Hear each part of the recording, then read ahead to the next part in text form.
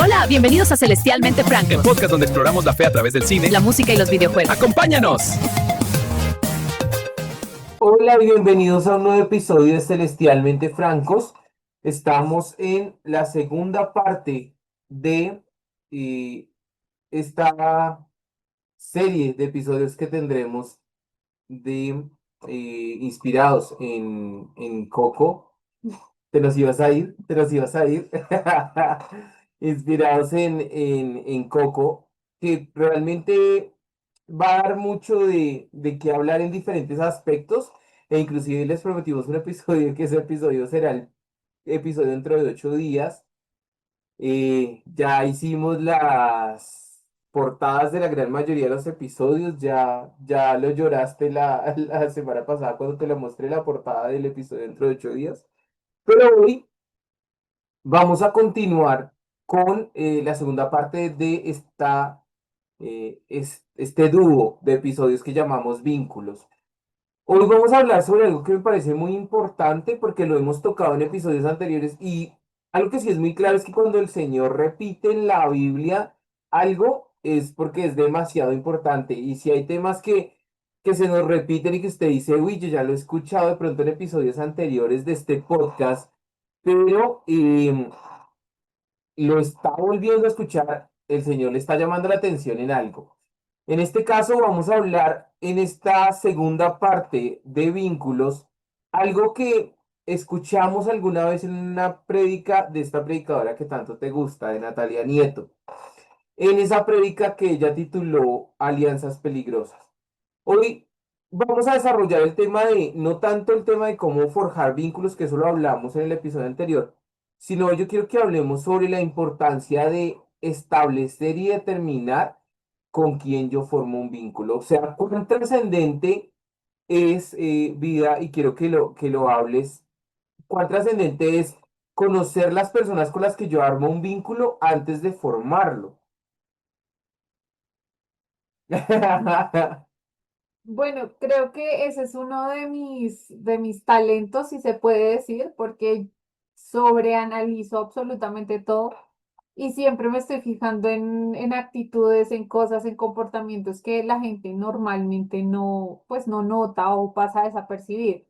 Entonces creo que en mis relaciones eso ha sido a veces un plus, otras pues sí, como todos nos hemos descachado, por supuesto, pero en su mayoría casi siempre evidencio como ciertas cosas con las cuales de pronto yo digo, bueno, está bien, o bueno, esto es diferente, o de pronto esto no, esto sí, bueno, creo que se entra a revisar eso, pero muchas veces me tomo el tiempo, muchas veces, no, casi siempre, me tomo el tiempo para que alguien entre de manera profunda a mi vida. Siempre yo he dicho que mis relaciones son como una capa, como la cebolla, porque tengo muchas capas para muchas personas, o sea, la Natalia que se muestra como ya, o sea, siempre trato de ser la misma, por supuesto, pero el tocar cierta profundidad de temas, el analizar ciertas cosas, el de pronto empezar a abrirse de cierta manera,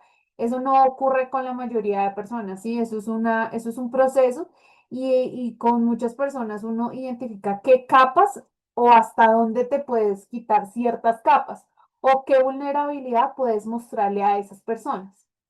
Wow, bueno, sí, me parece muy chévere lo que mencionas, porque efectivamente termina, digamos, enfocando un poco lo que yo te preguntaba frente a eh, cuán trascendente entonces es, retomando esa respuesta que tú me das, cuán trascendente es entonces mm, ir pasando esos filtros para saber si las personas son acordes a lo que son tus principios, a lo que son tus valores y a lo que tú necesitas en relación. O sea, cuán importante es hacerlo. O, digamos, tú ya nos explicaste cómo es en tu caso, pero tenemos personas que dicen, yo no sé cómo establecer límites, o sea, yo no sé cómo tener esas capas. Alguien llega a mi vida y yo de una vez, pues me muestro como soy, porque así soy yo. Pero de pronto el error que se está cometiendo es confundir los límites con aperturar la vida de uno al 100%. O sea, son importantes esas capas, y cómo hago yo para identificar en medio de esas capas que la persona realmente vale o no vale la pena para que se quede conmigo, si es realmente un vínculo que vale o no. Yo aprendí algo y es obviamente no juzgar las personas como me entregan el vínculo, ¿sí? O sea, no, ellos entregaban de lo que creían que era bueno o de lo que aprendieron a lo largo de su vida. Y he intentado, obviamente no es algo que yo haga, pero lo intento, no juzgar la manera en que me entregaron la relación, una amistad y demás, o una relación de trabajo, no juzgar eso, porque seguramente ellos tienen unos procesos no sanos, que fue la forma en la que aprendieron a entregar y a dar relación con alguien más, pero ojo, no estoy diciendo como que las estoy excusando sobre su mal comportamiento conmigo, o sea, es decir, he aprendido a lo largo de la vida y por muchas experiencias que a veces las personas sí lastiman y por supuesto estas cosas ocurren, pero también he aprendido que este tipo de relaciones, como yo siempre le digo, yo siempre te digo a ti, y son una parada a veces en pits, que era necesaria en la vida y que siguieran el camino.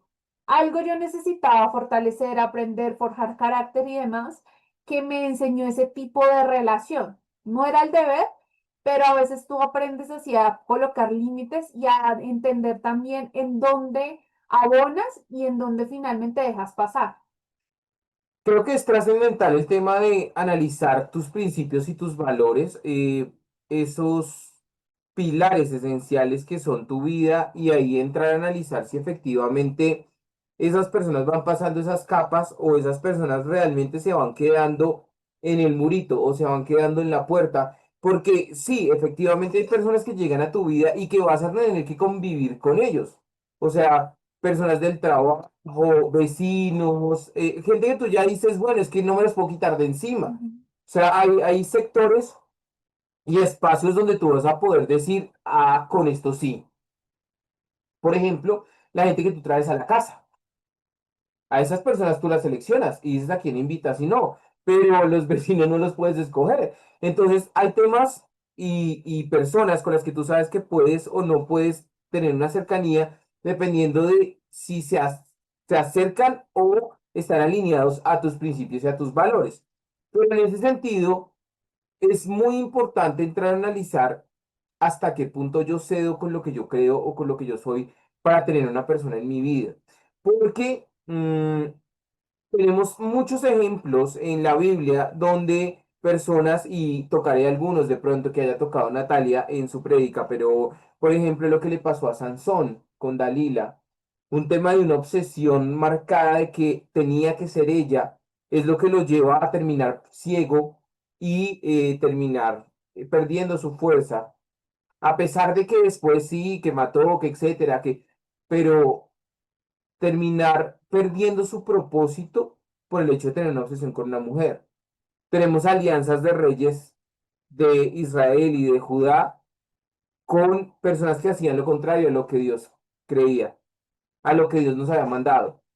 Tenemos una persona, y quiero que nos enfoquemos un poco en ella, tenemos una persona como Judas, que, o sea, si tú te das cuenta, porque es que cuando tocamos nosotros el tema de Judas, yo siempre soy como un poquito crítico frente al tema de lo que las personas no ven. Yo quiero que hablemos un poco sobre, o sea, qué concepto uno puede llegar a tener de Judas teniendo en cuenta que él fue uno de los escogidos. O sea, Jesús oró quiénes iban a ser los 12. Y el Señor no se equivoca cuando el Señor es perfecto.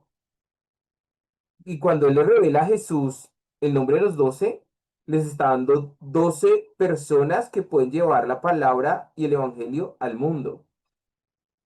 Y la palabra sigue diciendo que Judas, ellos fueron enviados, Jesús los envió de dos en dos a hacer milagros y a llevar el evangelio. Es decir, Judas tenía poder entregado por Jesús, delegado por Jesús a través del Espíritu Santo. Entonces, ¿cómo vida, y es la pregunta que te quiero hacer, o sea, cómo la mente de una persona que ha visto que es real, que ha visto que Jesús es, que fue escogido por el Señor, que vio tantas cosas, se desvía, en este caso, por esa relación peligrosa con el poder o con el dinero, dependiendo de la forma en la que uno lo quiera ver. Inclusive he entendido que en The Chosen tratan de enviar la idea de que lo que pasaba era que Judas quería que a través de que Jesús fuese capturado, saliera ese rey con espada a descabezar todo. Entonces, mi pregunta es, o sea, ¿cómo crees que llega a pasar ese tema de un desvío de una persona que ha visto los milagros que Jesús ha hecho, que ha visto las cosas que Jesús ha desarrollado y aún así su relación, en este caso, con el dinero, termina desviándolo y perdiendo totalmente su propósito a tal punto en el que termina suicidándose?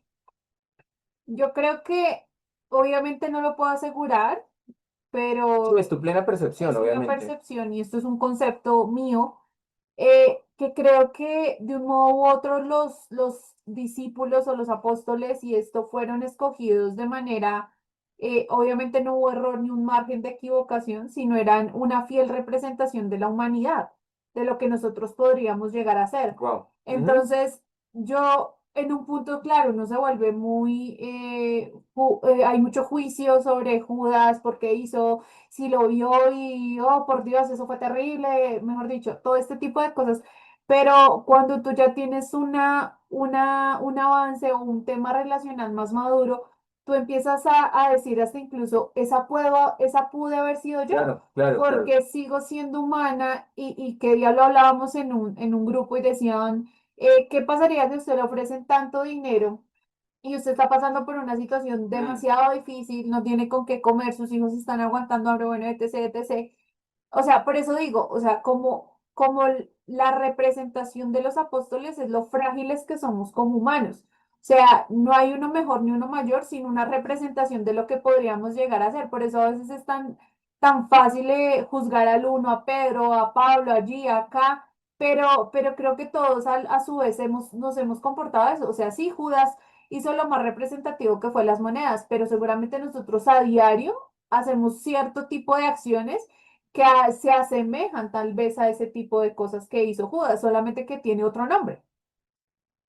Es trascendental entrar a analizar, y no sé tú qué opinas sobre ello, de una vez te tiro la pregunta. Es trascendental entrar a analizar que a veces nos concentramos más lo que hay en las manos que lo que mis ojos, en lo que mis ojos están enfocados.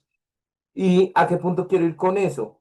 Nos dejamos distraer muchas veces con lo que nos pueden pintar las personas, más allá de dónde están las manos de esas personas para ayudarnos en las cosas que nosotros realmente necesitamos y son trascendentes, como nuestra familia, como nuestro relacionamiento, como nuestra relación con Dios, porque a veces deslumbra mucho lo que la persona ha podido ser o hacer en su vida, pero realmente de fondo no me termina enseñando ni entregando nada, ni aportando nada, sino que de pronto es más los ojos, como yo te decía en algún momento, que me pudo más el ojo que el estómago. O sea, que realmente a veces uno termina relacionándose de forma indebida con personas más por la percepción visual que por lo que le puede entregar o no.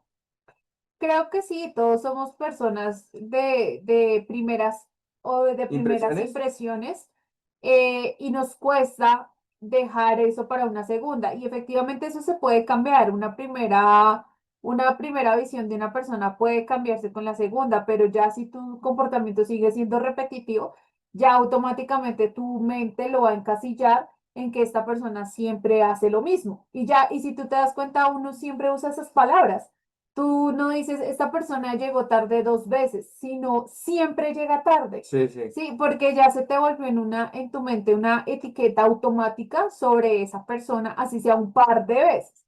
Entonces, eso suele suceder, pero algo también importante es el tema de empezar a dar de a poco en las relaciones, es decir, empezar a mirar si esto se alinea con lo que soy. Y por supuesto, yo tengo grandes amistades que no tienen nada que ver, por supuesto, con mi fe o con lo que soy, pero respetan mucho. Y obviamente eso no ha sido como un muro entre nosotros, sino para mí es una opción y para mí es un terreno que se puede llegar a ganar y de eso se trata, porque sería más fácil encasillarme solamente en los santos y no en los que necesitan. Entonces creo que esa barrera también hay que quitarla, pero también no acoplarme a ellos. Es decir, Natalia es la misma que cree la misma que tiene su ética, su moral, sus convicciones y demás, y esas no son negociables independiente de que esté con quien esté. El relacionamiento es algo muy importante y crear vínculos claros, específicos, pero más que cualquier otra cosa que te edifiquen es trascendental. La mayor pregunta para concluir este episodio, cuando estés pensando sobre un vínculo real de fondo con alguien, es saber si tú a esa persona le entregarías las llaves de tu casa. Si esa persona podría quedar a cargo de algo trascendental e importante para ti. Eso va a llevarte a realmente entender si esa persona es nada más alguien que se quedó en alguna de las capas, como Nati lo decía, o una persona que Dios realmente te está enviando para crear un vínculo de fondo. Nos escuchamos, nos vemos de nuevo dentro de 8 días. Cuídense mucho. Chao.